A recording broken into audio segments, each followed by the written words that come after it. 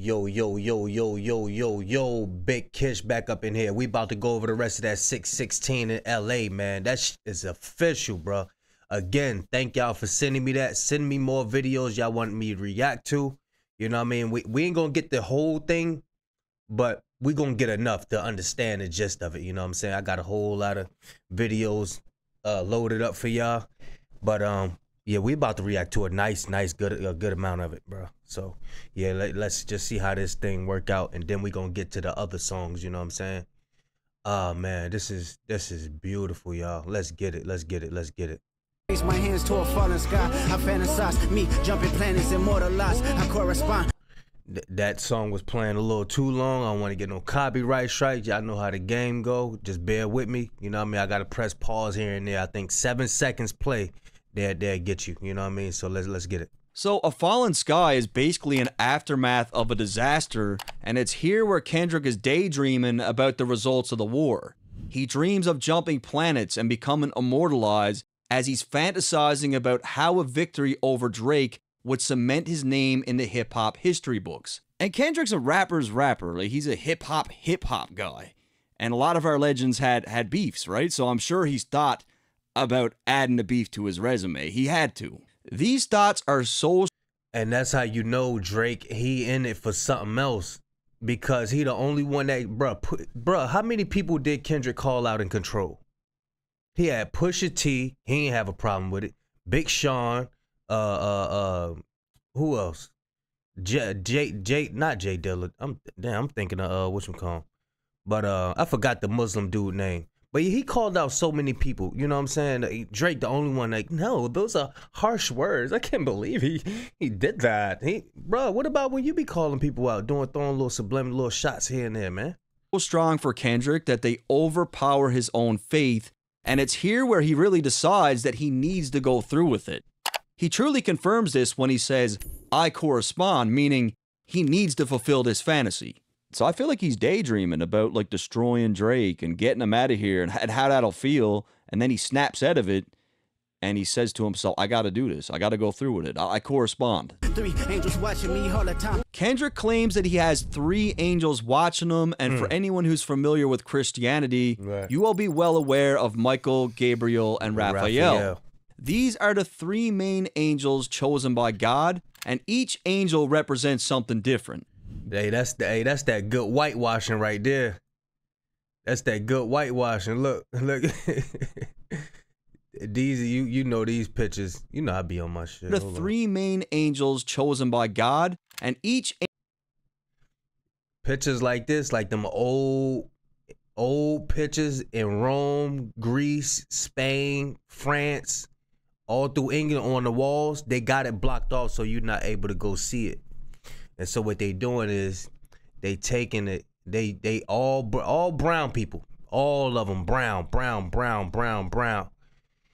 for miles on the wall. What they do is they take it and they start making them white.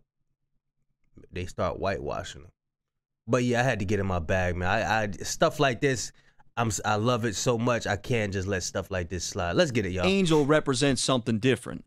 Given the fact that Kendrick knows he's about to embark on a journey that's testing his faith, he knows that these 3 angels are with him for guidance on the mission. And guys, he pretty much confirms this by bringing up some of these angels later on in the track. Outside of this biblical reference, in 2013, Kendrick lost 3 of his close friends, Chad, Pup, and Braze. He mentions these guys on multiple songs, but on a YG record, he makes reference to all 3 of them. From what I could gather, he was really close with all 3 of these young men. So I like the way that he makes reference to all 3. Really be smart. Let me write that down. Really be. Shit. I like the way that song sound. I gotta listen to that. Really be. From what I could gather, he was really close with all 3 of these young men, so it's very possible that the 3 angels is with them is these guys too. Put my children to sleep with a prayer, then close my eyes. Definition of peace. So coming off his Euphoria disc, Kendrick painted Drake as a deadbeat dad. That's whole shit. I got a son to raise, but I can see you don't know nothing about that. Kendrick states that Drake is not instilling the same family values as he is, And in this line, he confirms that putting his kids to sleep with a prayer gives him 100% peace. This is all he seems to need.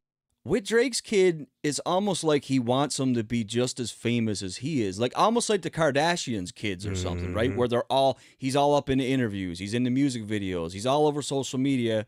Fact. Whereas Kendrick, you're hard pressed to find even a photo of his kids.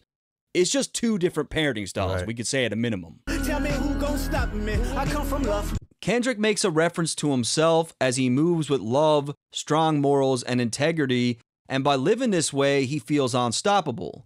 In contrast, as we heard on Euphoria, he doesn't feel like Drake has the same values at all. So, in Kendrick's mind, this is like a battle of good versus evil. Still, cover my heart, then open me up.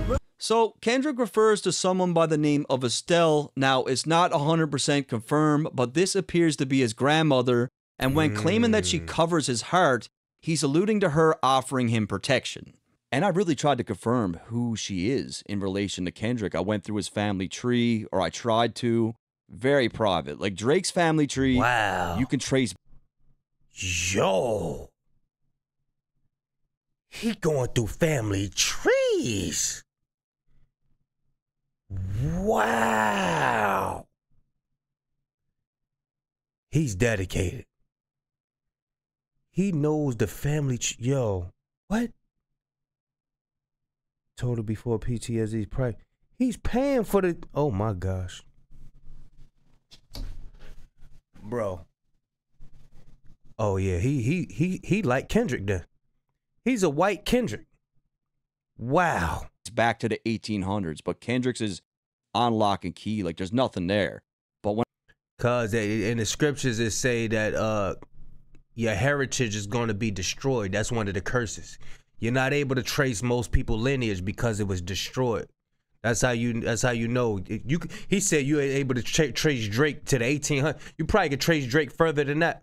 They shit is well kept because they, unfortunately they destroyed our records. You know what I'm saying? They burned them and all of that, so we could never know who we originally was. That's why you would never be able to trace most of our records. They had to destroy that, so you would never be able to know where you come from. When it comes to Estelle, he's mentioned her before. Heartbroken when Estelle didn't say goodbye. There's also the fact that during Coachella, he had her name on his custom boots, where it clearly reads Estelle Oliver. Estelle Oliver on his mother's side. So I believe this is his grandmother. Remember when picked up a pen, lyrics that I can trust, timid soul, staring in the mirror, asking where I was from. Kendrick appears to be reminiscing on a simpler time.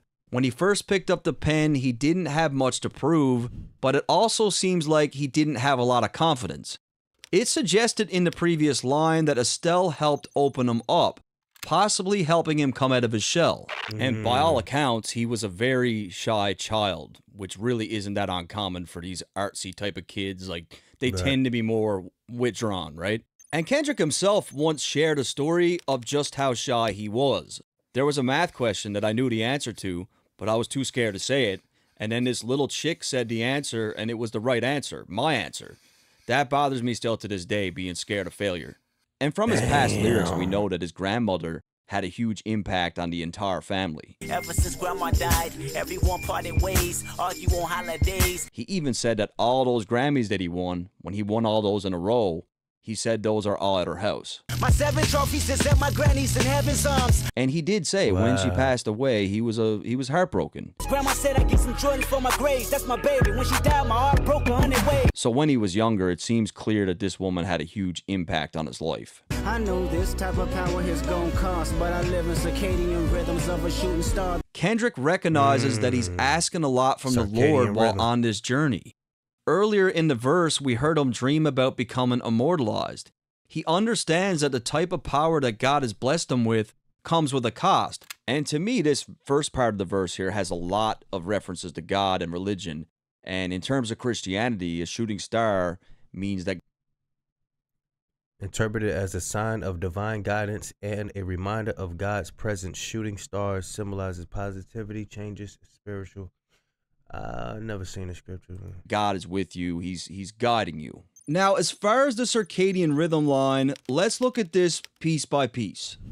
A circadian... I know the scriptures say don't be amazed at the signs in the heavens. You know what I'm saying? That go along with how strong your faith is. Because we are a people, we gotta have an image. We gotta have something to bow down and worship. We always got, and that's why Moses had, made the children of Israel drink gold and killed them and all that, because they always wanted something to look up at. They always wanted to worship something. And God said, don't be like the heathens. That's how the heathens are. The heathens, they like looking at stuff and worshiping this, worshiping that. I gave y'all a God. I gave y'all one God to worship. And he's not a damn piece of gold. He's not this. Don't worship the creature more than the creator. You know what I mean? Who's the creator of the stars and stuff? God is. So he said, don't be so amazed at all that stuff, all this time. Don't be so amazed. Just follow my word and we'll be straight. Circadian rhythm is the internal process in the human body that regulates when you sleep and when you wake up. And it's all linked to the Earth's rotation. Right. Now, a shooting star is a streak of light in the sky caused by a meteoroid burning up as it enters into the Earth's atmosphere. It's very fast, but a brilliant phenomenon. By combining these ideas, Kendrick could be suggesting that, like a shooting star, his life or moments in his life are intense but fast. Plenty of meteoroids remain in space, and only some are destined to enter the Earth's atmosphere and become shooting stars. Kendrick doesn't want... And I'm not shooting down his ideas by any means. You know what I mean? I have an open mind. I have my beliefs. Also, I have an open mind to not sit there and be debating with everything somebody said. I'm that mature to have an open mind and understand where people is coming from. I'm not so gun-ho about, no, it needs to be this way. I ain't like that. You know what I mean? I'm feeling this. I like this. Want to be another rock floating through space. He wants to make a lasting impact with his art, but he recognizes that he has a limited time on Earth to make this happen. He lives by his own rhythm, one that is unique compared to the typical predictable cycles most people experience. The life that he lives has intense, brilliant moments that stand out against the regular circadian rhythm. Coming off his previous line, this likely reflects his own impact on culture, where his presence is powerful and influential. Coming off the last line, Kendrick dishes out a triple entendre. Firstly, he refers to Raphael Urbino, a famous Italian artist who is ironically one of the big three artists that is responsible for curating a style of European art called Mannerism. Secondly, Kendrick is talking about Raphael the Angel. I ain't know that. I love this, bro. I love this. Which was one of the three angels that was referenced earlier, and Raphael is known for being a protector and healer. Lastly, Kendrick pulls qualities from both Raphaels by one, providing people with genuine art, in this case music, and two, his music acts as therapy for a lot of people and helps to heal them. And of course, last but not least, and this one went over everyone's heads, Raphael the Ninja Turtle. I'm fucking with you guys. I made that one up. He's just my favorite turtle, so I took the opportunity. Hey, bro, that's what I like, bro. Somebody who can have a sense of humor with it. He said, nah, I'm fucking with y'all. That's my favorite turtle. But I will say this, Ninja Turtles, the first one, that first movie. I love being a turtle. Yo, I love it. I'm gonna tell you who was my favorite character besides the turtles. JC, the one with the hockey mask. That was my guy, bro. Yeah, so I feel you on that, bro. Yeah. What's the I don't know his name, but yeah, I rock with that. Need to get him in there. Where did they come up with this stuff? Yeah, that's my joint. So I look at this line very different from everyone else, and I'm not saying I'm right, but just hear me out. Kendrick says that the industry is cooked, and what I think he means by this is that the industry is a facade. Record labels are cooking the books and inflating the numbers. These labels are desperate and will do anything to give the illusion that their product is in high demand. By picking the carcass apart, I feel Kendrick is alluding to exposing even more industry secrets, as we heard exactly how he felt about it on Euphoria. And fuck the industry too. And I think what I'm saying makes even more sense on the next line. If somebody's lying, I can see the vibes on act. Even he looking compromised. Let's peel the layers back. So because we know that act be pushing that, you know, in order to be a true artist, your numbers got to be up there. True hip hop fans, we like, nah, we just like the art part. We don't care about the numbers and who's selling this. And we see that he's compromised. Act is compromised. He's been paid. The industry's cooked. I like this. I like this, man. Man. Many people have accused academics of being on Drake's payroll and being on the record label's payroll. Now, it's no secret that record labels have been working with influencers, podcasters, streamers, and TikTok dancers to help with sales. However, it's even beyond sales because some of these guys like Aiden Ross and Kai Cenat seriously have the power to shape how... I don't understand how Kai Cenat got all that money. He still got stains in his carpet.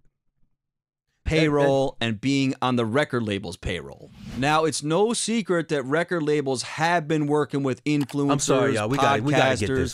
Streamers, and TikTok dancers to help with sales. However, it's even beyond sales because some of these guys like Aiden Ross and... Bruh, this is nasty work. This is nasty work. Like, why you don't have a carpet cleaner on standby? Nasty work. Like, come on. The world is wide. Like, and this is how you know, like, people don't even... I hate stains in a carpet. I hate that. When you come to my house, you take your shoes off. You don't step on my carpet. That's nasty. Even the Bible tell you take off your shoes before you enter into this house. And it's been scientifically proven there's so much bacteria and stuff on the bottom of your feet, bro. Look at this. Come on, man. This is nasty work right here. And Kai Cenat seriously have the power to shape how an artist is perceived. Drake is UMG's golden boy, and I feel like Kendrick is insinuating that much like how they cook the books for their artist, the industry is crooked and manipulative, and they'll throw as many resources at this thing as possible to protect Drake's name. Let's peel the layers back. It's here where Kendrick appears to be threatening to expose more of these secrets as he plans to peel the layers back, which is something that Pusha said to Drake during their beef.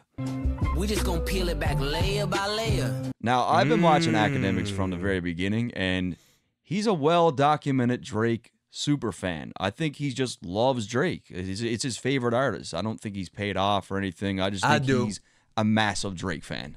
I think he paid off. I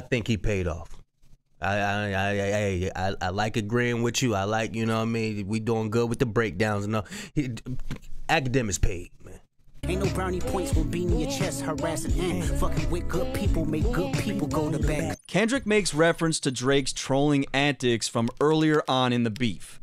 Shortly after dropping the Push-Ups track, Drake decided to antagonize Kendrick's manager Ant by posting 2 pictures. Kendrick continues to paint Drake as the bad guy and bully in the situation by insinuating that Drake is picking easy targets.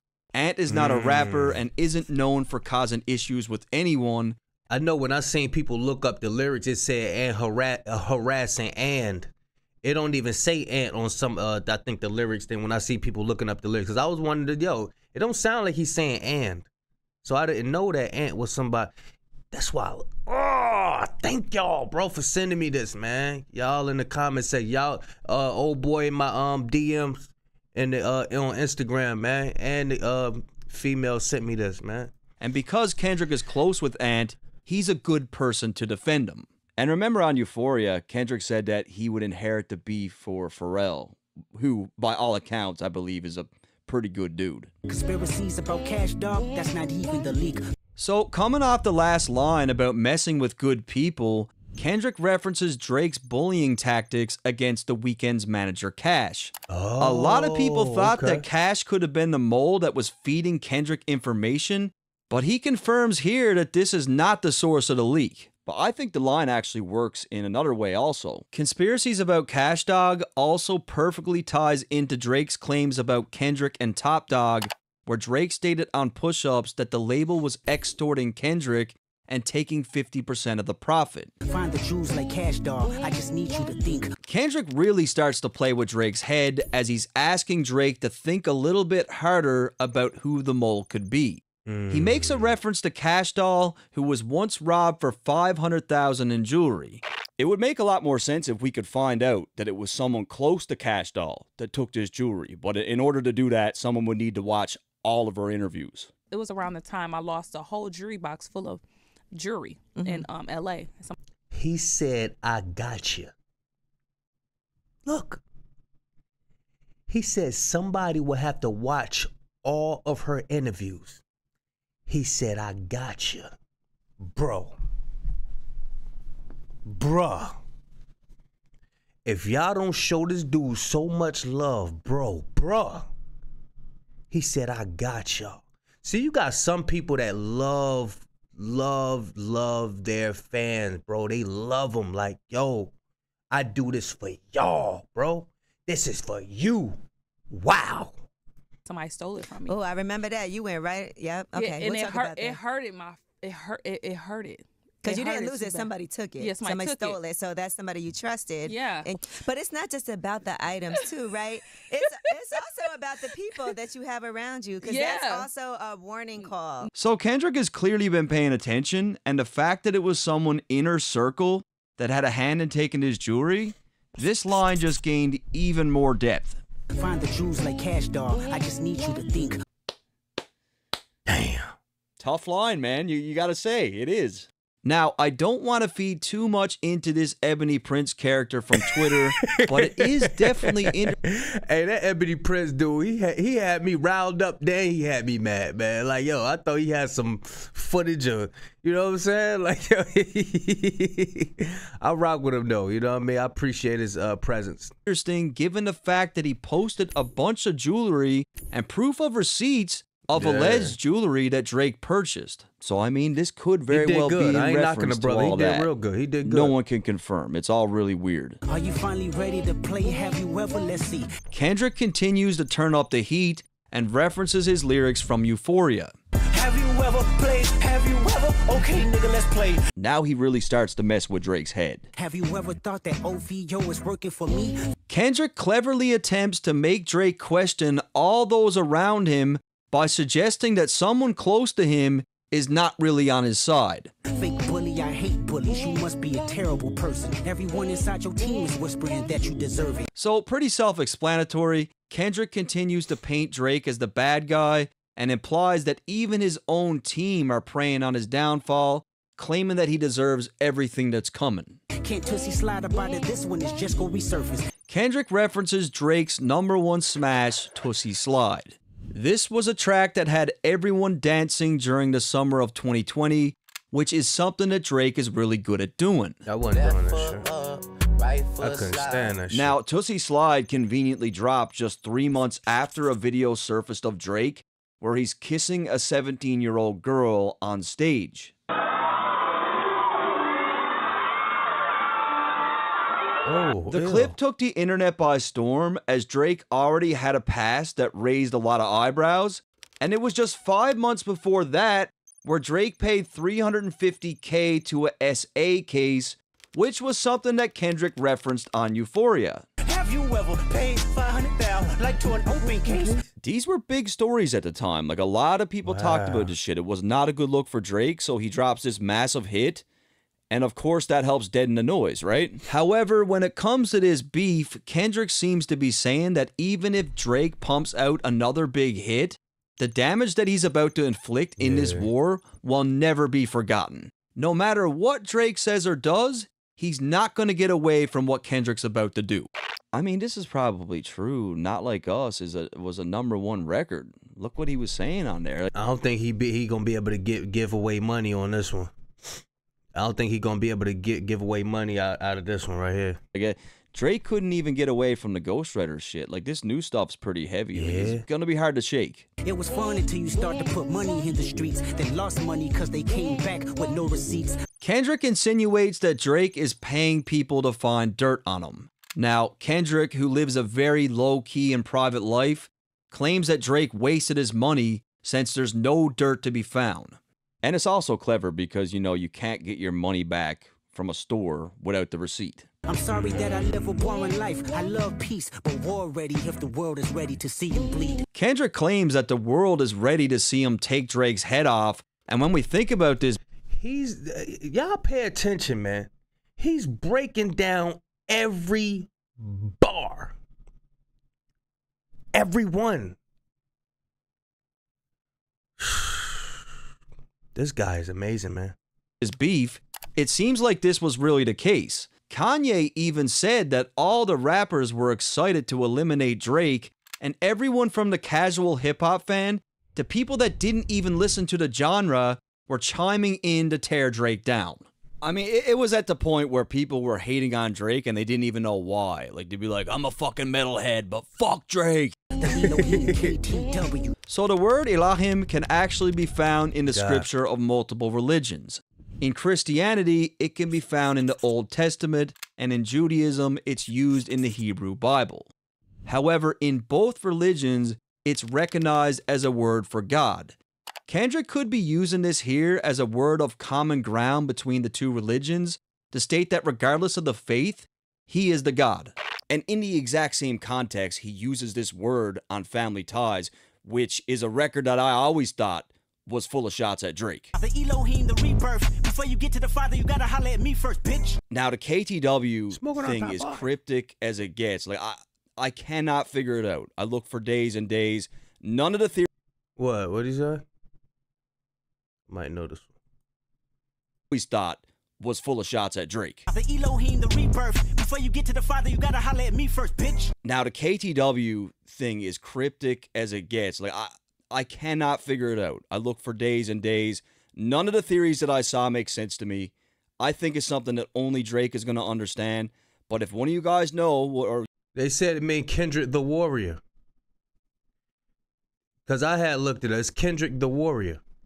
You think you know, leave it in the comments. It drove me crazy. No, you can't sleep. These images trouble you. No, the wires in your circle should puzzle you. Kendrick continues with the mental gymnastics. He paints Drake as someone that is tossing and turning to figure out who the mole could be in his camp. He does this by referencing a wire in his circle, which is something that rats will wear when gathering information for the feds. And this is going over all of our heads because clearly the line is layered. There's something there. It's very eerie. It's very cryptic. A circle of There's wires something we're missing. If you were street smart, then you would have caught that your entourage is only to hustle you. Kendrick comes in with a bit of a cultural reference here. Drake isn't from the streets, but over the years has surrounded himself with street people.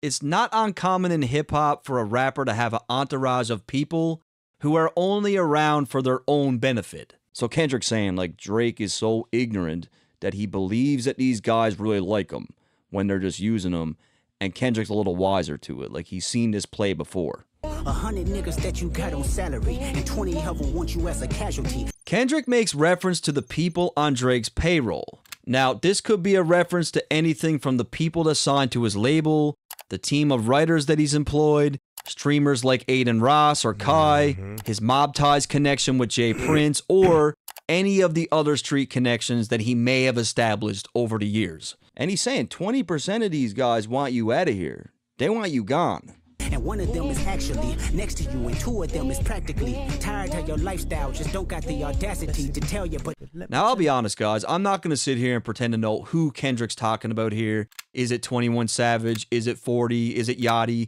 Is it Chubbs? Who really knows? It does seem very specific, and Kendrick says this with... It's his mother. It's Drake's mother. I've been trying to tell people that the whole time. They don't understand. It's his mother.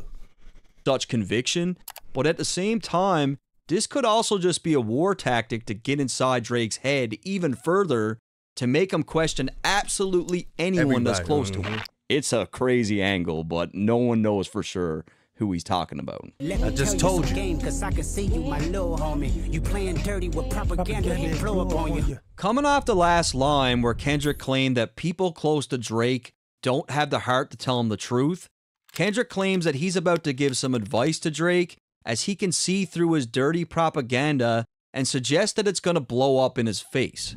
This could be in reference to the narratives that Drake has been planting about his failed relationship with Whitney, the 50-50 split rumors with TDE, using streamers like Aiden and Kai to help with public perception, or cooking the numbers. You're playing nerdy with Zach Bia and Twitter bots. So remember what I mentioned earlier about Kendrick's thoughts on the music industry when it comes to cooking the numbers. Popular influencer Zach Bia hosted an online DJ segment on his Instagram during COVID-19. That's who Zach The show Bia garnered a huge amount of traffic, and he even premiered Drake's hit Tootsie Slide. It's about to be the hottest song in the world. Song of the summer. What Kendrick is trying to get across here is that Drake uses every resource imaginable to manipulate the masses. He drives this home even more with the reference to Drake using Twitter bots during the beef, which is something else that he was accused of doing. But your reality can't hide behind Wi-Fi. Kendrick claims that what he's about to reveal about Drake will be so extreme that all his old tactics won't work anymore. This ties perfectly into what he said earlier about not being able to Tootsie Slide his way out of the situation by using someone like Zach Bia for internet games. Your little means is losing steam, they figured you out. Kendrick claims that Drake's Instagram memes and the trolling that he was doing is losing steam, which is 100% correct. In hindsight, all the childish bullshit that Drake was doing online, they figured you out. They figured you out. Yeah, man. We're gonna have to go over Euphoria. We're gonna have to go over Not Like Us. But this was beautiful, man. I say the rest of that is like self-explanatory. Y'all already get it. But we got the meat and potatoes off of where he was breaking down, man. He did a great job, bro. Thank y'all for sending me this again, y'all. Today's Sunday. Lord's willing, go live tonight at 7. You know what I mean? And we might do another giveaway. And it's gonna be the 11K. It's gonna be the 11K. Or should I wait till we get to 15K? I don't know. I gotta think about it. But yeah, y'all let me know what y'all think of the video, man. Big Kish signing out. I'm gone, man.